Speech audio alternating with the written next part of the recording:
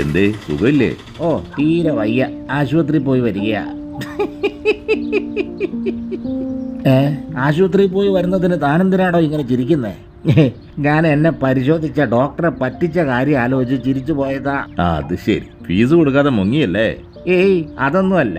എന്നോട് നേരത്തെയുള്ള രോഗവിവരങ്ങളൊക്കെ തിരക്കി ഒരക്ഷരം ഞാൻ മിണ്ടിയില്ല. നിനക്ക് നേരത്തെ സർജറി ഒക്കെ കഴിഞ്ഞതല്ലേ? പക്ഷെ ഞാൻ പറഞ്ഞില്ല. ഞാൻ എന്ത് ചെയ്തു, നേരത്തെ ഒരസുഖം ഇല്ലായിരുന്നു അങ്ങ് തട്ടിവിട്ടു.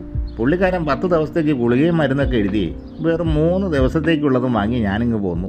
മറ്റുള്ളവരെ പറ്റിക്കുന്നവരെ ഒത്തിരി കണ്ടിട്ടുണ്ട്, പക്ഷെ തന്നെത്താൻ പറ്റിച്ചേച്ച് അത് വലിയ സംഭവമായിട്ട് പറയുന്ന ഒരു വിഡ്ഢിയെ ഞാൻ ആദ്യമായിട്ടാണ് കാണുന്നത്. രോഗനിർണയവും ചികിത്സയും കുട്ടിക്കളിയല്ല. രോഗികളോട് വിശദമായി കാര്യങ്ങൾ ചോദിച്ചറിഞ്ഞും പരിശോധനകൾക്ക് വിധേയമാക്കിയുമാണ് ഒരു ഡോക്ടർ രോഗിയുടെ ചികിത്സാ പദ്ധതി തയ്യാറാക്കുന്നത്. സങ്കീർണമായ സാഹചര്യങ്ങളിൽ ഡോക്ടർമാരുടെ ഒരു ടീമായിരിക്കും കാര്യങ്ങൾ വിലയിരുത്തുന്നത്. ചികിത്സിക്കുന്ന ഡോക്ടറോ ടീമിലുള്ള മറ്റാരോഗ്യ പ്രവർത്തകരോ രോഗവുമായി ബന്ധപ്പെട്ട് ചോദിക്കുന്ന ചോദ്യങ്ങൾക്ക് സത്യസന്ധമായ വിവരങ്ങൾ നൽകുക എന്നത് ചികിത്സയുടെ പുരോഗതിക്കും എളുപ്പത്തിലുള്ള രോഗശമനത്തിനും അത്യന്താപേക്ഷിതമാണ്.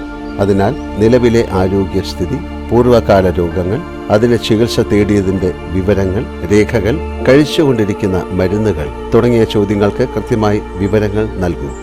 മറച്ചുവെക്കുകയോ തെറ്റായ വിവരങ്ങൾ നൽകുകയോ ചെയ്ത് സ്വയം പറ്റിക്കപ്പെടാതെ നോക്കേണ്ടത് നമ്മുടെ ഉത്തരവാദിത്തമാണ്. Let us change.